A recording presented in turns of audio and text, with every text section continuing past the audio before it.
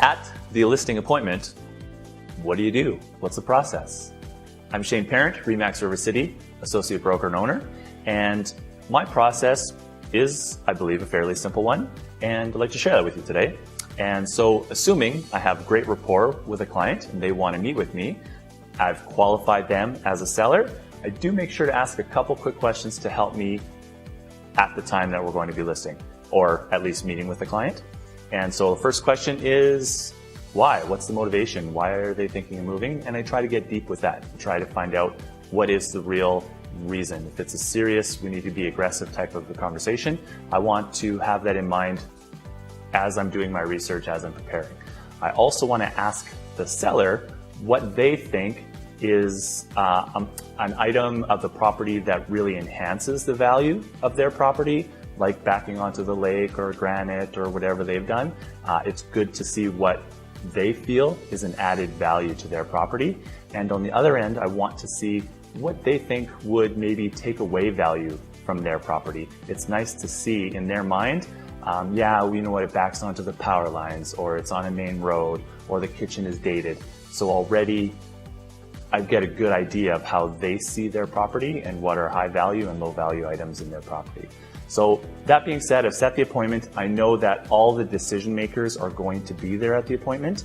I do my preparation. And so in preparation for the listing appointment, I want to pull previous MLS, get a lot of information from that.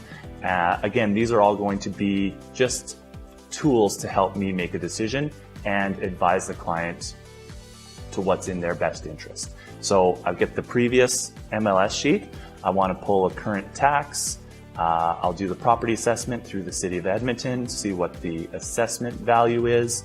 I'll also look at what the parcel looks like, because that can be an added value, especially right now that infills are very hot. I do want to know what the dimensions are of the property, and I want to provide or pull a copy of the title. That's going to tell me, first of all, who am I meeting with, and are they actually legally allowed to sell the property?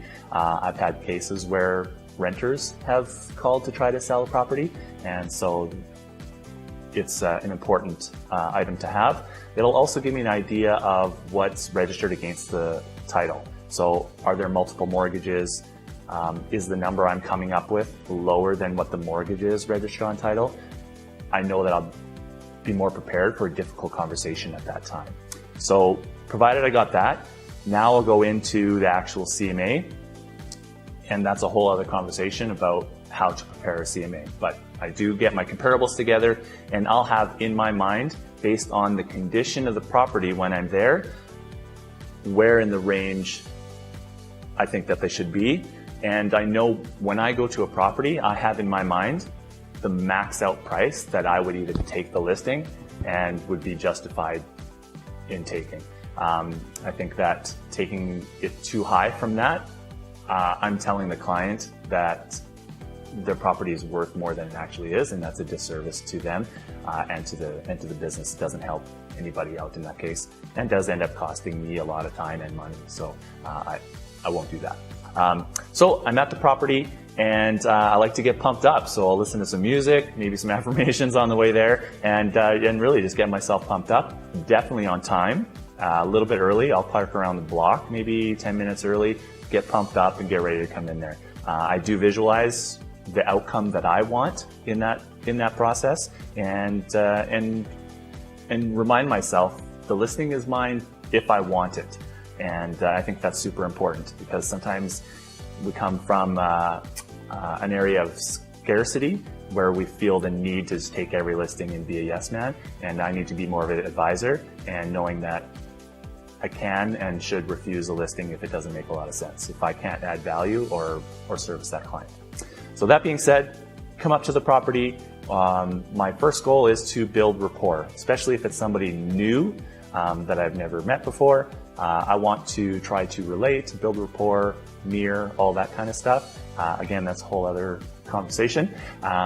So assuming we've built rapport, my next step is to just put down my materials and do a walkthrough with the property. A line I like to use is just straight up, just, hey, pretend that I'm a buyer or a potential buyer of your home. Show me around. Tell me about your place. sell me on it, right? It's a great opportunity to get conversation, see what resonates with that seller, what they're excited about, and I'll look for opportunities to, I guess, ask if this would be included in the sale. So, hey, we're including the washer and dryer today. Great. Do you mind if I make some notes as we're walking around? I wouldn't use that walkthrough as an opportunity to point out any deficiencies or concerns. So, let's say there's a drop-down ceiling and there's a big stain. I might look at it and go, but carry on, see if they bring that up and have discussion about that. But I want to use that opportunity as a positive rapport building opportunity and to just look around the property and see what kind of condition it's in and how is it showing. That will help me adjust the price in my scale already have in my mind.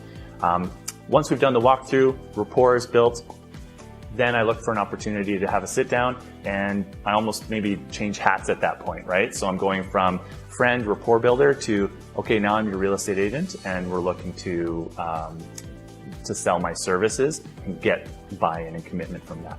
And so I like to sit where they're comfortable. If I see they really want to sit and use their kitchen table, it's a great spot. If they're more couch hangout people and you can kind of tell that, then I'll gladly sit down on the couch. It's a little more awkward, but it's where they're comfortable and that's where I want to be. And so we're sitting at the table. I do have a listing presentation, so if you don't, I highly recommend it. I like to have something tangible to go through and also to leave behind with them. So I'll go through my presentation. I like to stack the cool. So these are the value adds that we provide. This is the list of services that we do. This is where we market. This is how we're awesome. About me, about the brokerage, all that kind of stuff, which is in your standard listing presentation. Again, we'll love to talk to you about that some more as well. And once I've gone through the presentation, ask maybe if they've had any questions about any of those components, I'll ask them, how do you feel about me? This is before any discussion about price or about the market. How do you feel about me at this point? If they're like, yeah, we like you, it's great. You drank her coffee and you had her cookies and you love our place, all that, then I want to move on and talk about the market and the price.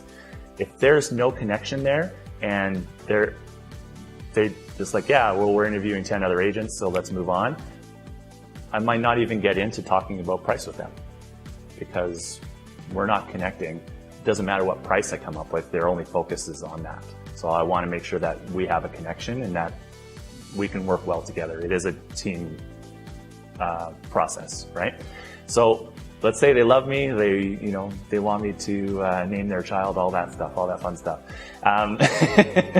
So then we'll talk about the market and the price. And so I like to talk about what's going on in today's market. Are we in a buyer's market? Are we in the seller's market? What are our challenges? What's really working for us? What is the best strategy in today's market? Then we get into the comparables and we discuss how do we position ourselves, what are we looking at, and then I make a suggestion on a price range. And so based on their motivation, I might recommend that we be higher or lower in that price range or help them decide. And so that is my basic process of listing appointment. It's a lot of intricacies there, I guess, and some more discussion, but just happy to share whenever I can.